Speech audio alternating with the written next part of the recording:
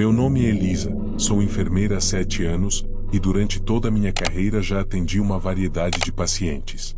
Trabalhar no turno da noite em um hospital público é sempre imprevisível, mas a noite em que atendi Letícia, uma presidiária, foi algo que jamais consegui esquecer.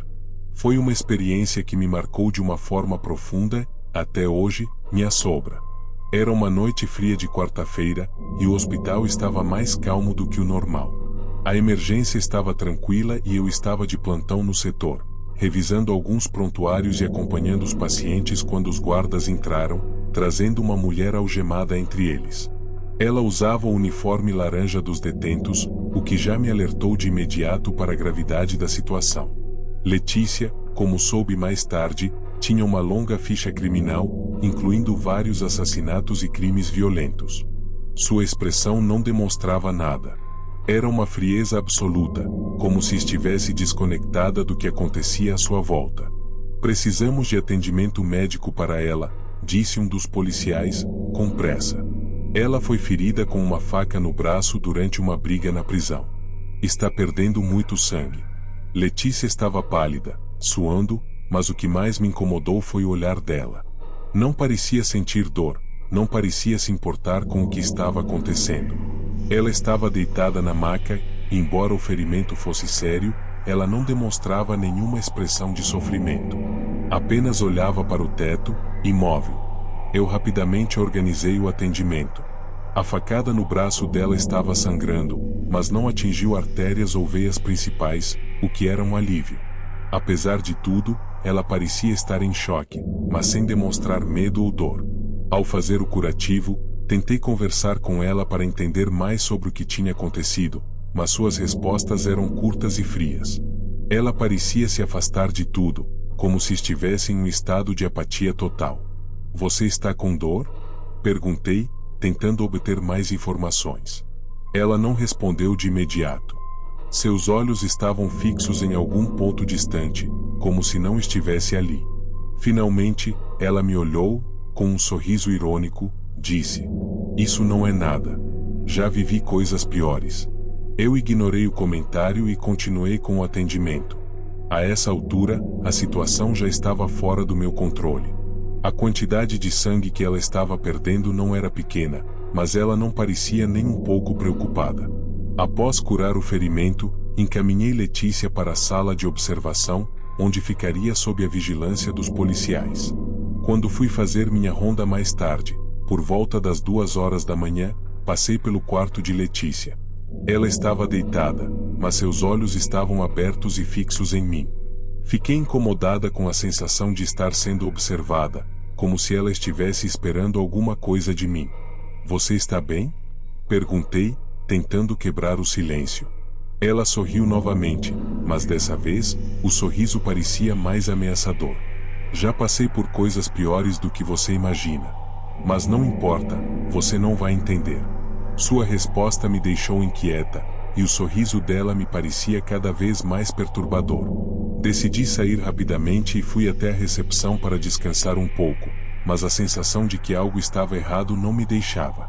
Na manhã seguinte, o comportamento de Letícia ficou ainda mais estranho.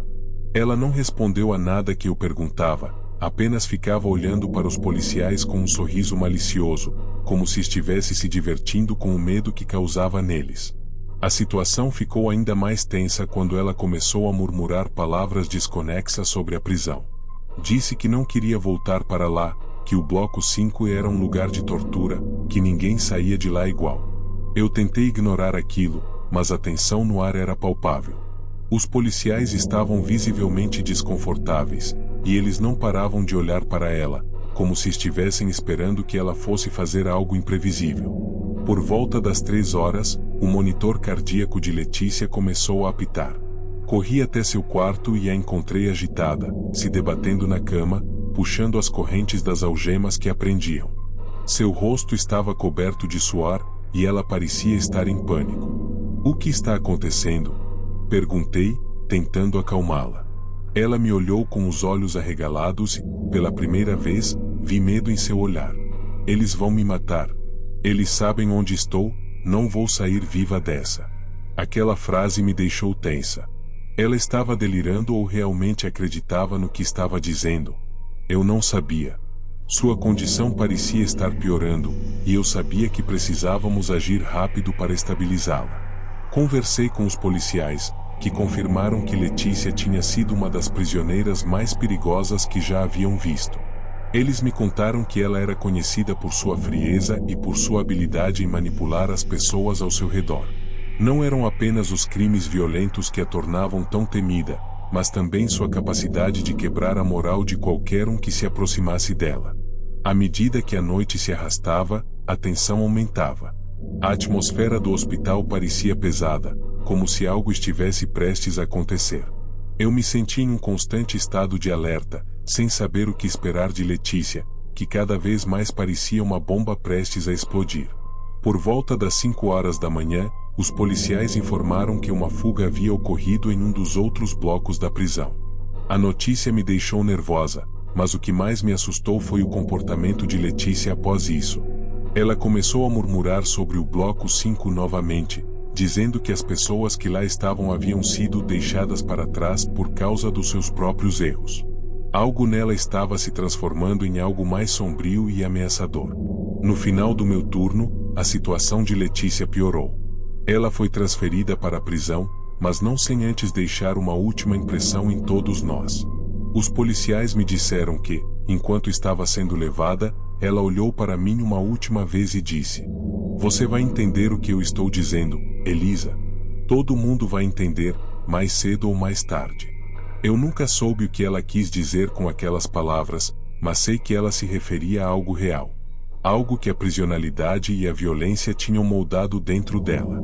Ela era um produto de um sistema que não oferece soluções, apenas mais violência e crueldade.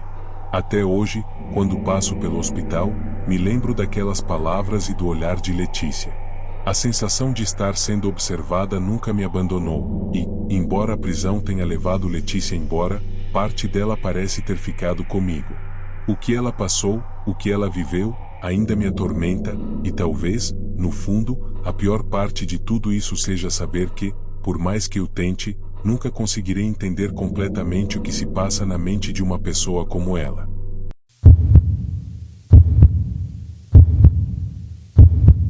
Meu nome é Beatriz e sou enfermeira há 7 anos. Trabalhei em diversos hospitais e já vivi situações que testaram todos os meus limites. Mas nenhuma experiência, por mais difícil que tenha sido, chegou perto do que vivi no meu antigo trabalho, durante um turno que mudou para sempre a maneira como vejo minha profissão e a vida. Naquela época, eu fazia plantões noturnos em um hospital de médio porte. Era uma rotina cansativa, mas eu gostava do trabalho. Naquela noite específica, eu estava cobrindo a ala cirúrgica. Tudo começou de forma tranquila, com pacientes estáveis e nenhum imprevisto grave. Até que, por volta das 22 horas, recebi a ficha de um paciente que havia sido transferido de outro hospital. O nome dele era Gabriel Figueira, 43 anos. Ele havia passado por uma cirurgia de apendicite há alguns dias, mas tinha desenvolvido uma infecção pós-operatória. Segundo o prontuário, estava clinicamente estável, mas precisava de observação. O quarto dele era o 19, no final do corredor, uma localização isolada, ideal para pacientes que precisavam de mais tranquilidade. Fui até o quarto para me apresentar. Quando entrei, encontrei Gabriel deitado, com os olhos fixos no teto. Ele era um homem robusto, mas parecia abatido, com olheiras profundas e a pele pálida. "Boa noite, Sr. Gabriel. Sou Beatriz, sua enfermeira nesta noite. Como está se sentindo?" Ele demorou alguns segundos para responder. "Estou vivo. Por enquanto." A resposta me pegou de surpresa. Tentei puxar assunto para deixá-lo mais confortável, mas ele parecia pouco interessado. Revisei seus sinais vitais, conferi o acesso venoso e saí do quarto com a sensação de que havia algo de errado, não com a saúde dele, mas com sua expressão. Havia algo sombrio em seus olhos, algo que eu não conseguia explicar. À medida que a noite avançava, o hospital ficou cada vez mais silencioso. Por volta da meia-noite, enquanto revisava prontuários no posto, ouvi um som vindo do corredor. Não era incomum ouvir passos ou o rangido de maçãs sendo movidas, mas esse som era diferente. Era um som de algo metálico caindo. Levantei-me para investigar e encontrei um suporte de soro derrubado no chão, próximo ao quarto 19. Olhei para dentro do quarto e vi Gabriel sentado na cama, olhando para mim. Você ouviu isso? Ele perguntou. Assenti e perguntei se ele estava bem. Ele não respondeu diretamente, apenas desviou o olhar e murmurou algo que não consegui entender. Resolvi não insistir e continuei minha ronda, mas aquela cena ficou na minha mente. Pouco depois das 2 da manhã, voltei ao quarto 19 para verificar Gabriel. Ele estava dormindo, mas seu sono parecia inquieto. Ele se mexia na cama, murmurando coisas incoerentes. Quando me aproximei, percebi que ele estava suando frio. Resolvi acordá-lo. Gabriel, está tudo bem? Ele abriu os olhos de repente e segurou meu braço com força. Não posso ficar aqui. Você precisa me tirar daqui. Tentei acalmá-lo, mas ele estava claramente em pânico. Perguntei por que ele estava tão nervoso, mas ele evitava responder. Apenas repetia que precisava sair do hospital, que algo estava errado. Decidi chamar o médico plantonista, mas antes que eu pudesse sair do quarto, Gabriel segurou meu pulso novamente. Você não entende, ele disse. Eu fiz algo. E agora, não importa onde eu esteja, vou pagar por isso. Aquilo me deixou sem palavras. Perguntei o que ele queria dizer, mas ele não explicou. Por volta das 3 da manhã, enquanto terminava de atualizar alguns relatórios, ouvi um barulho seco vindo do quarto 19. Corri até lá e encontrei Gabriel de pé ao lado da cama, com o olhar fixo na parede. Gabriel, o que está fazendo? Volte para a cama, eu disse, tentando parecer firme. Ele virou-se lentamente para mim. Sua expressão era apática, quase como se ele não estivesse ali. Você não pode me salvar. Antes que eu pudesse reagir, ele arrancou o acesso venoso do braço, fazendo o sangue escorrer pelo chão, e tentou sair do quarto. Consegui segurá-lo com a ajuda de um auxiliar, mas ele resistiu violentamente, gritando coisas que eu não conseguia entender completamente. Após sedá-lo e estabilizá-lo novamente, fui investigar mais sobre seu histórico. Liguei para o hospital de onde ele havia sido transferido, e depois de muita insistência, consegui falar com uma das enfermeiras que o atendia. Ela hesitou antes de falar, mas acabou me contando que Gabriel estava envolvido em um acidente de trânsito meses antes. Ele dirigia bêbado e colidiu com outro veículo, matando uma família inteira. Desde então, ele sofria de episódios de paranoia e insônia severa. Relatava sentir-se observado, mesmo estando sozinho. Ele acreditava que estava sendo punido pelo que havia feito, e frequentemente falava sobre pagar pelo preço de suas escolhas. Naquela noite, enquanto finalizava meu turno, não consegui tirar da cabeça o olhar vazio de Gabriel e suas palavras.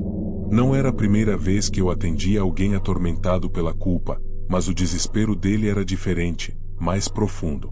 No dia seguinte, fui informada de que Gabriel havia fugido do hospital pela manhã e não foi encontrado até hoje. Desde então, me pergunto se ele encontrou a paz que tanto buscava, ou se continua vagando, tentando escapar de algo que está dentro dele mesmo.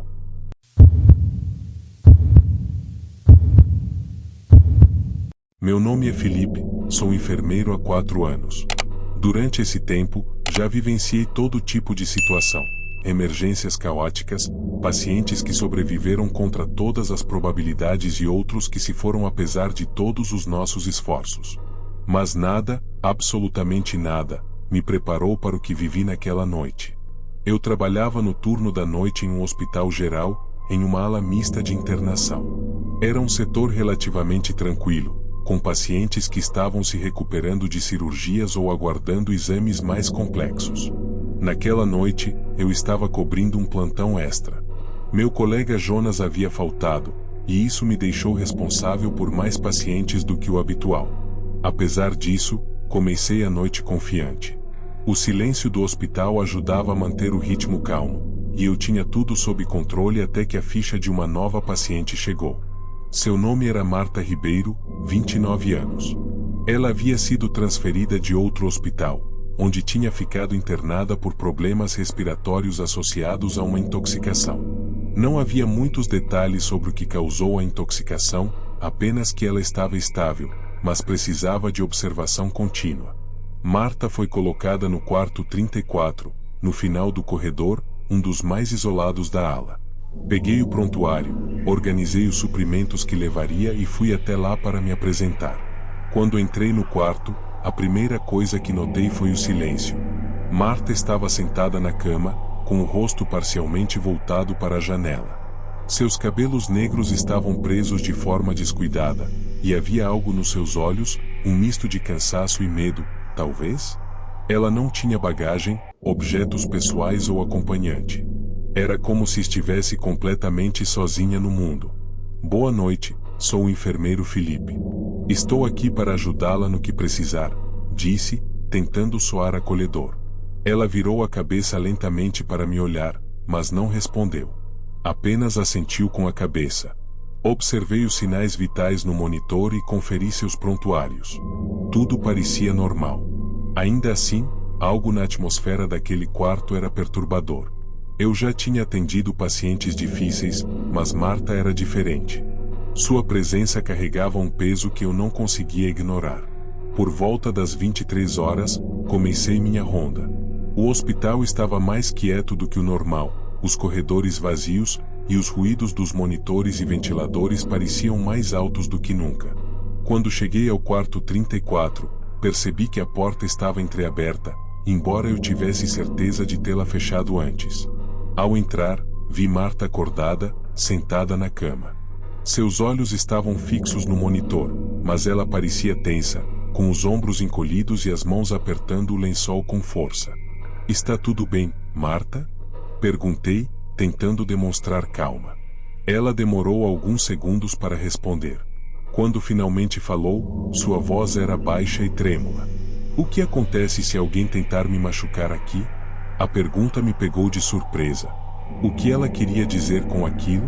Respondi que o hospital era um lugar seguro, que estávamos ali para protegê-la e que nada de ruim aconteceria.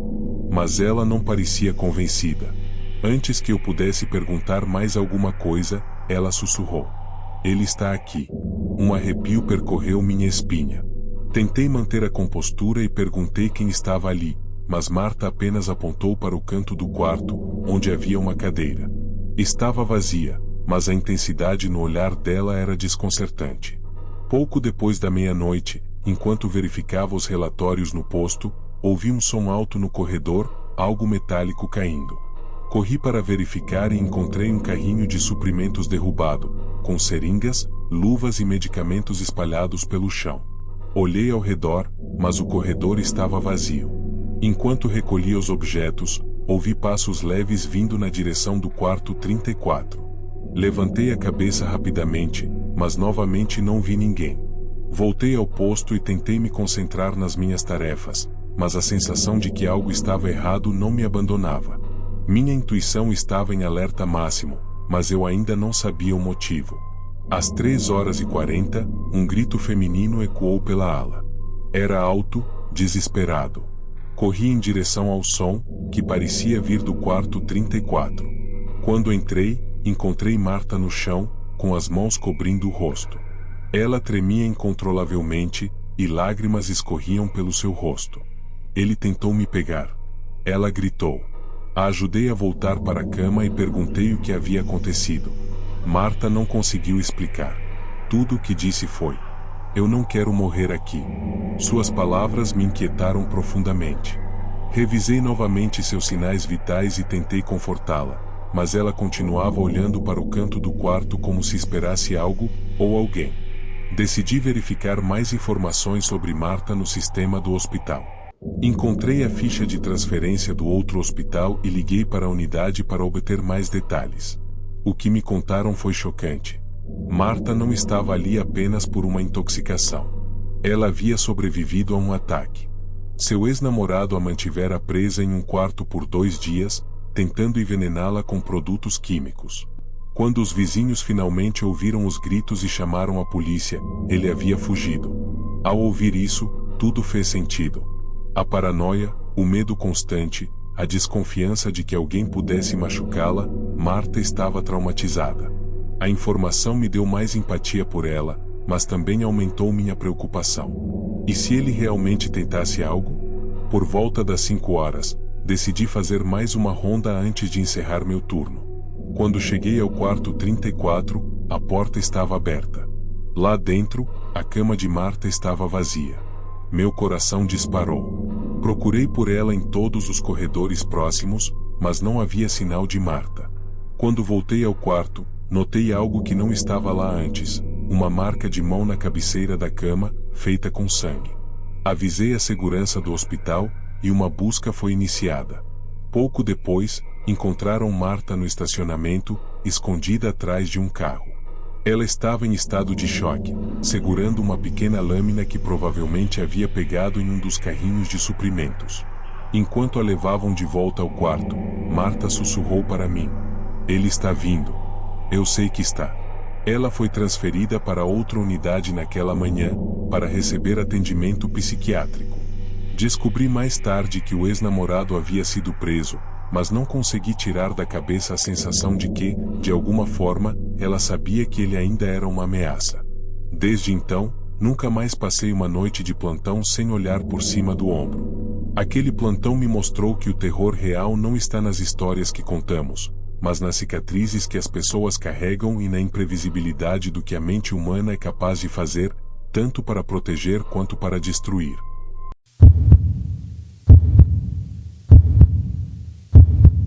Boa noite a todos. Vou contar meu relato para vocês através do e-mail do canal. Meu nome é Ana Clara, sou enfermeira há 12 anos, e durante minha carreira, já presenciei tragédias, milagres e situações que testaram meus limites físicos e emocionais. No entanto, nada me preparou para aquela noite. Esse não é um relato que compartilho com facilidade, mas talvez contar ajude a aliviar o peso que carrego desde então. Era uma sexta-feira, noite de plantão na ala de cuidados paliativos de um hospital público. O setor era silencioso, melancólico, e frequentemente nos lembrava da fragilidade da vida. Pacientes ali estavam em seus momentos finais, recebendo tratamento para aliviar a dor e garantir algum conforto. Dividi o plantão com Juliana, uma enfermeira recém-formada, e Marcos, um técnico de enfermagem experiente e sempre disposto a ajudar. A equipe médica ficava em outro andar, e contávamos com um botão de emergência para situações graves. O ambiente era calmo, como de costume, mas havia algo naquela noite que parecia diferente. Por volta das 20 horas, recepcionamos um novo paciente, Sr. Otávio, 45 anos, diagnosticado com um câncer terminal no pulmão. Ele era um homem magro, pálido e extremamente silencioso. Não pediu nada, nem fez perguntas. Apenas assentiu quando o colocamos no quarto 210, próximo ao final do corredor. Seu olhar era vazio, mas profundamente inquietante. Após acomodá-lo, Juliana comentou: "Ele me dá arrepios. É o jeito dele ou só impressão minha?" Concordei, mas tentei não pensar muito nisso. Todos os pacientes ali estavam fragilizados, e era comum que a doença os tornasse introspectivos. Pouco depois das 21 horas, o botão de chamada do quarto 210 tocou. Era o Sr. Otávio. Fui até lá. Ele estava sentado na cama, com os olhos fixos na janela. Perguntei se precisava de algo, mas ele respondeu de forma vaga: "Só queria ter certeza de que vocês estão atentos." Achei a resposta estranha, mas não quis pressioná-lo. Antes de sair, ele disse algo que me deixou desconfortável: "Tem gente aqui que não deveria estar." Parei na porta, surpresa com o comentário. Olhei para ele, mas seu rosto continuava impassível. Voltei ao posto de enfermagem e comentei o ocorrido com Marcos. "É normal, Ana. Ele está lidando com muita coisa. Essas frases estranhas são a maneira dele de tentar chamar atenção ou lidar com o sofrimento", disse ele, tentando me tranquilizar. Às 22 horas, o monitor do quarto 210 começou a apitar. Era o sinal de que algo estava errado. Corri para o quarto, esperando encontrar o Sr. Otávio em dificuldade respiratória. Para minha surpresa, ele estava deitado tranquilamente. O monitor indicava uma queda brusca na saturação de oxigênio, mas ao verificar seus sinais vitais manualmente, tudo estava normal. Verifiquei os cabos e os reposicionei. O monitor parou de apitar. Assim que saí do quarto, porém, o som voltou. Fui novamente até ele, que me encarou com um leve sorriso nos lábios. "Está tudo bem?" perguntei. Ele apenas respondeu: "Você sabe que não." Mais uma vez, saí desconfortável. Era como se ele estivesse brincando comigo. Por volta das 23 horas, enquanto eu revisava prontuários no posto, ouvi um barulho metálico vindo do corredor. Juliana e eu fomos verificar e encontramos uma maca caída no chão. Não havia ninguém por perto, e as rodas estavam intactas. O que a fez tombar? Não sabíamos. Marcos apareceu logo depois e ajudou a recolocar a maca no lugar. "Deve ter sido alguém que passou correndo", ele sugeriu, embora ninguém tivesse visto ou ouvido mais nada além do impacto. Pouco depois, o botão de emergência do quarto 207, onde estava a Dona Lúcia, disparou. Era uma paciente idosa, em fase terminal, mas mentalmente lúcida. Quando entrei, ela parecia agitada, gesticulando de forma errática. "Ele está aqui", disse ela, com os olhos arregalados. "Quem, Dona Lúcia?" perguntei, tentando acalmá-la. "O homem do corredor. Ele fica observando." Olhei pela janela e pelo corredor, mas não havia ninguém. Era apenas o reflexo da luz fria do hospital nos pisos encerados. Dona Lúcia, porém, insistia. "Ele está esperando. Não é seguro." Saí do quarto com um nó no estômago. Meia-noite passou, e Marcos foi ao refeitório buscar café. Juliana e eu ficamos sozinhas no andar. Durante sua ausência, o monitor do 210 disparou novamente. Dessa vez, Juliana foi verificar. Após 15 minutos, ela ainda não havia voltado. Resolvi ir atrás dela. No quarto, encontrei o monitor desconectado e a cama vazia. Nem Juliana, nem o Sr. Otávio estavam lá. Procurei por ambos no corredor, mas o andar parecia deserto. Minha respiração acelerou quando percebi que a maca do 207, a mesma que havia caído antes, agora estava atravessada na porta de emergência, bloqueando a saída. Chamei Marcos pelo rádio, mas ele não respondeu. O telefone do posto também não funcionava. Parecia que estávamos completamente isolados. Por volta das 2 horas, encontrei Juliana no depósito de suprimentos, sentada no chão, com os olhos cheios de lágrimas. Ela tremia incontrolavelmente. Ele estava lá. Ele falou comigo, mas eu não consegui entender. Ele disse que era um teste. Quem? O Sr. Otávio? Ela apenas assentiu, mas não disse mais nada. Peguei sua mão e a levei de volta ao posto. Marcos ainda estava desaparecido. Enquanto cuidava de Juliana, ouvi passos no corredor. Peguei a lanterna e fui verificar. No fim do corredor, vi o Sr. Otávio caminhando lentamente. Sr. Otávio, volte para o quarto. Gritei, mas ele continuou andando, ignorando-me completamente. Seguiu até o quarto 207, onde a porta estava aberta. Quando entrei, a cama de Dona Lúcia estava vazia. Sobre o travesseiro, havia uma seringa. Meu coração disparou. Algo estava errado.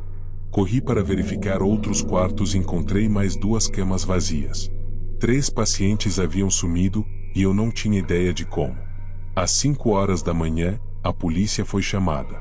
Descobrimos que Sr. Otávio era um paciente transferido de um hospital psiquiátrico. Ele havia sido internado lá após ser acusado de envenenar 4 pessoas. Ninguém da administração do hospital nos informou sobre seu histórico.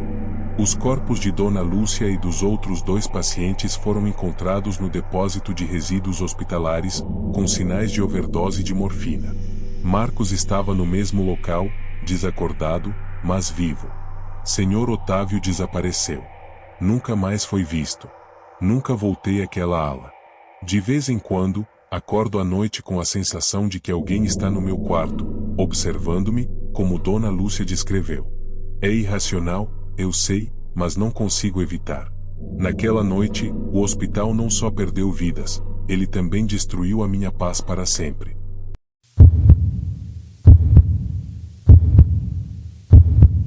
Meu nome é Ricardo, e sou enfermeiro há 15 anos. Durante minha carreira, lidei com situações que testaram minha paciência, meu estômago, muitas vezes, minha sanidade. Trabalhar em um hospital público é sinônimo de caos, cansaço extremo, às vezes, tragédias. Mas nada do que vivi antes ou depois daquele plantão me preparou para o que aconteceu naquela noite. Era uma sexta-feira à noite, e fui designado para o terceiro andar, a ala de internação. Este setor costumava ser tranquilo, com pacientes em recuperação de cirurgias e tratamentos.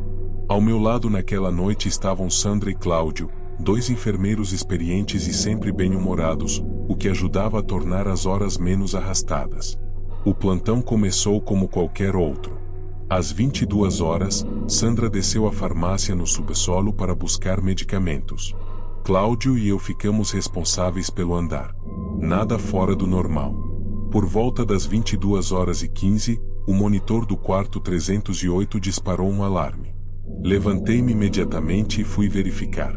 O quarto 308 abrigava o Sr. Raul, um homem de 72 anos, internado após uma cirurgia cardíaca.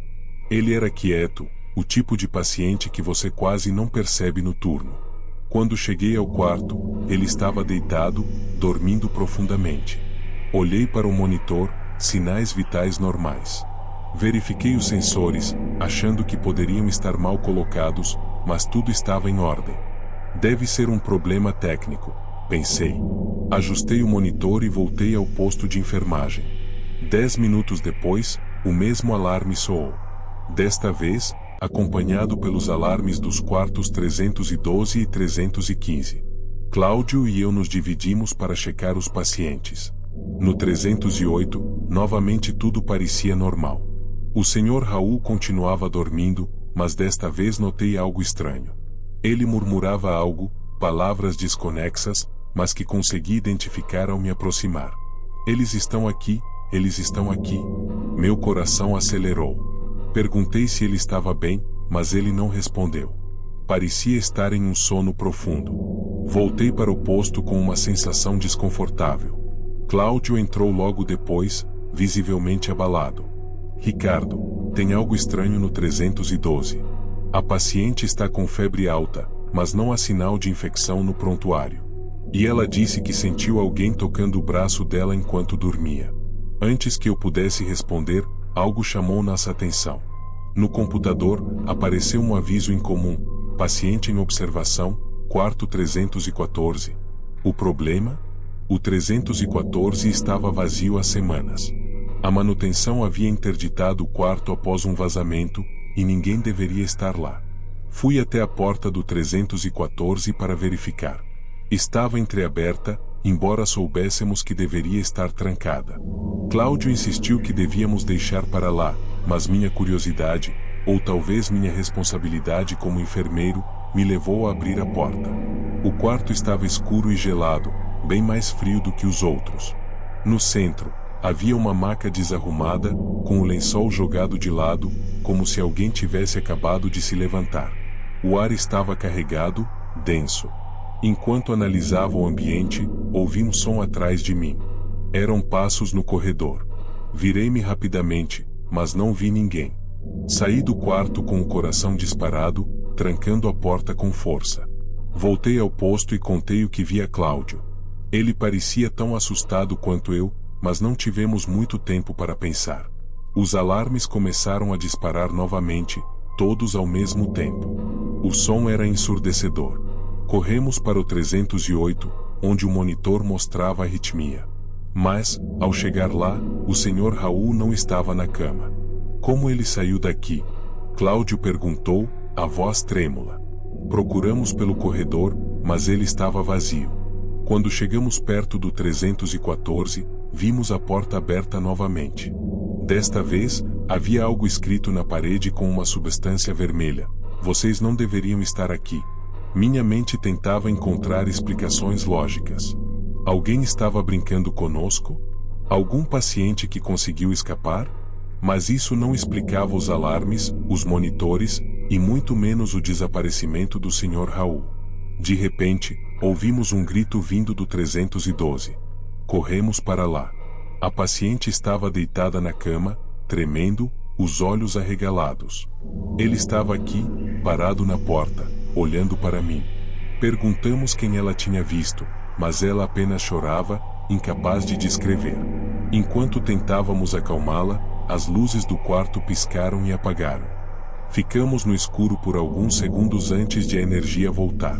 Quando olhei para a cama, a paciente estava inconsciente, mas sem explicação para o desmaio. Tentamos ligar para a segurança do hospital, mas as linhas telefônicas estavam mudas. O rádio também não funcionava. E Sandra, que deveria ter voltado há mais de meia hora, ainda não havia aparecido. Decidimos descer para procurar ajuda, mas o elevador não respondia. As escadas de emergência estavam trancadas, algo que nunca acontecia. Era como se estivéssemos presos naquele andar. Enquanto tentávamos entender o que fazer, ouvimos passos novamente. Lentamente, eles se aproximavam do posto de enfermagem. Desta vez, eram mais fortes, mais nítidos. Quando olhamos para o corredor, vimos uma sombra no fim, alta e imóvel. Não conseguíamos distinguir o que era. "Vamos sair daqui, agora!" Cláudio gritou. Pegamos nossas coisas e corremos para o elevador de serviço. Enquanto pressionávamos o botão repetidamente, os passos ecoavam cada vez mais perto. Quando a porta finalmente abriu, entramos e apertamos o botão para o térreo. O elevador desceu alguns andares antes de parar abruptamente. As luzes piscaram, e a porta abriu no subsolo. O corredor da farmácia estava vazio, mas havia algo no chão, os óculos de Sandra. Cláudio me olhou, apavorado. "Ela deve estar por aqui, vamos procurá-la." Caminhamos pelo corredor, iluminado apenas por nossas lanternas. Chamamos por Sandra, mas não houve resposta. O ar estava cada vez mais pesado, e o som dos nossos passos parecia amplificado pelo silêncio absoluto. Quando chegamos ao fim do corredor, vimos uma maca coberta com um lençol. Algo embaixo se mexia levemente. Lentamente, puxei o lençol, e o que vi me fez recuar. Era o corpo do Sr. Raul, com os olhos abertos, fixos em mim, como se quisesse dizer algo. Cláudio começou a gritar, mas antes que pudéssemos sair, as luzes apagaram completamente. Ficamos no escuro, ouvindo apenas o som de passos ao nosso redor. Nunca conseguimos explicar o que aconteceu naquela noite. Saímos do hospital de manhã, quando a energia voltou e as portas foram destrancadas, mas Sandra nunca foi encontrada. Nunca mais voltei a trabalhar naquele lugar. E, até hoje, sinto que algo me observa, esperando que eu volte.